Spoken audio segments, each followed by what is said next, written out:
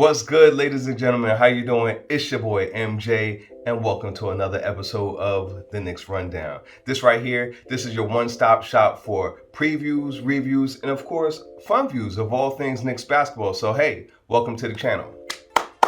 Okay, now, if you like this video, please take a second to like this video, subscribe, and hit that notification bell so that way you can be updated on the next time I post. So without further ado, let's get into it. Now, the Knicks are coming off of a 130-110 beatdown of the Milwaukee Bucks, and it gave Tibbs his first win as Knicks head coach. Let's give it up for that. Okay, it also gave us our first win of the season, and we had the unlikeliest of heroes to step up and help us win the game. It was Alfred Payne. I know, Alfred Payne. No, seriously, it was Alfred Payne. I gotta give him props. He stepped up, he heard the chatter, and he did his thing. And I think what happened before the game is he probably watched that movie with Kevin Durant, Thunderstruck. You remember he was like, hard work beats talent when talent fails to work hard. And then that kid took Kevin Durant's all his skills and then went out and became a megastar. I'm not sure if that's gonna happen with Alfred Payton right here, but look, I wouldn't be mad if that did. So anyway, the Knicks go on to a 4-game road trip. And before I get into those opponents, let's talk a little bit about the road. Let's run that down. Some of my fondest memories growing up were going out on the road with the fellas. I remember we would go on these road trips. You know, we went to the Urban League Classic at the Meadowlands where the HBCUs would come up and they would play against one another. And of course, me and my boys wanted to see who could get the most late. Of course, your boy won that one. Anyway, so we had that. We would go down to the Jersey Shore. We would go to the Greek Fest over at Belmar and Asbury Park. Some of y'all remember those things. And then also another road trip that I remember, one that was like the biggest one that we had as the fellas, we went on the trip to Cancun, and we were just, we was in Cancun, if you know what I'm saying. And you know, these are some bonding moments that I remember that me and my fellas had. And they were moments that actually I look back on and say, that we had some really great experiences, and that helped build our little clique, you know, helped build us as like a little unit. When you saw one of us, you saw all of us. Now with basketball, that was also an exciting experience as well, being able to go onto the other team's court and win on their floor and just shut them up. That was also fun. Now the Knicks play the next 4 games against the Cavaliers, the Raptors, the Pacers, and the Hawks. Now, the Cavaliers, the Pacers, and the Hawks are all 3-0 entering this road trip.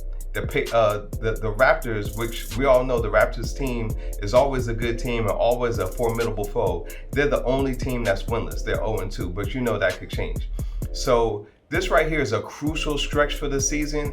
And the one thing that is really important when you think about the Knicks and how they've done over the last several years to start the year, you know, you don't want it to tailspin. So they're 1-2 right now. Their record is 1-2.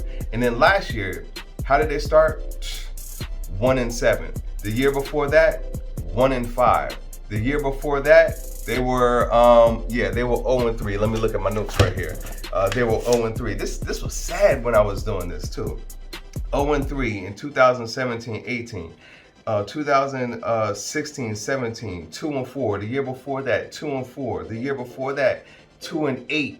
The year before that, 3-13. And then you go back to the 2012-2013 season. The last time they made the playoffs was the last time they had a great start. They started 8-1, including a 6-0 unbeaten start.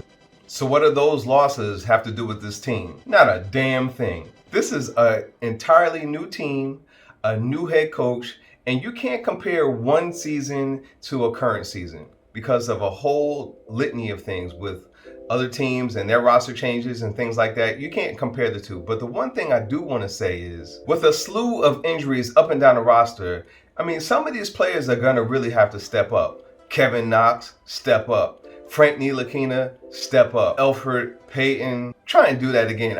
Can you please? That would be great if you could replicate what you did against the Bucks. But we need you to step up too. And the guy who all the players, all the fans, I shouldn't say all the players, but all the fans were really dogging this past offseason, talking about, you know, we need to trade him because we got Obi Toppin.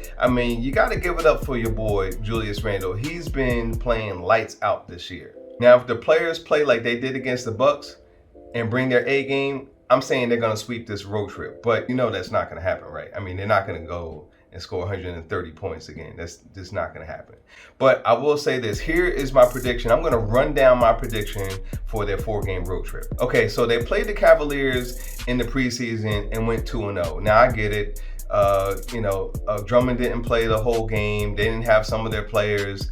I get that. But I'm probably going to say they're going to win that game. I'm going out on a limb, and I can't think that the Cavs are going to start a season 4-0. I mean, LeBron's not on the team. Now, if LeBron was on the team, I would say yes, 4-0, yes. But they're bound to lose. So I'm saying that loss is going to come against the Knicks. Now, the next game, the Knicks play against the Raptors. The Raptors are probably going to be a little bit hungry. They had a poor start to this season so far. I'm probably going to give that a loss because they're playing in Tampa. It's a whole new different mix. It's going to be weird. I'm saying that's going to be a loss against the Raptors.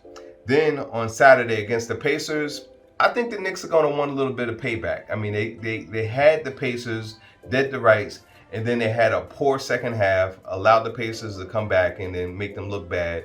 I'm saying that the Knicks are going to beat the Pacers. And against the Hawks, if Frank Ntilikina, he's going to be the key in that game because he really D's up Trae Young really well. So if Frank can come in, put the clamps on against Trae Young and, the other players play well, I think the Knicks will come out on top in that game. So I'm giving the Knicks a 3-1 record over this next 4 games.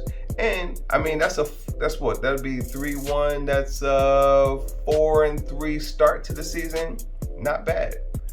So now I'm going to leave you with this quote. Yes, I'm going to leave you with a quote from Winston Churchill. I know I had to dig into my bag for that one, but I'm going to leave you with this quote. Now, it says this: a pessimist sees the difficulty in every opportunity, and an optimist sees the opportunity in every difficulty. Now, that's dope right there. You got to admit that's a dope quote. And this is one of the things that I see for all my Knicks fans out there. Are you going to be a pessimist about the season? They haven't done well the last couple of years to start. We haven't made the playoffs since 2013. Or, are you going to be an optimist? Like me, I'm an optimist. I think they're going to make the playoffs every year. Every year they don't. But I'm an optimist. So right now, I got my Spike Lee signed Knicks hat on. I'm really excited about this upcoming road trip. Players got to step up. But if they do that and they continue to play good defense, I think we're going to come out on top and we're going to have that 3-1, maybe even 4-0 series sweep on the 4-game road trip. So be an optimist like me, root for the team, and as always, go Knicks.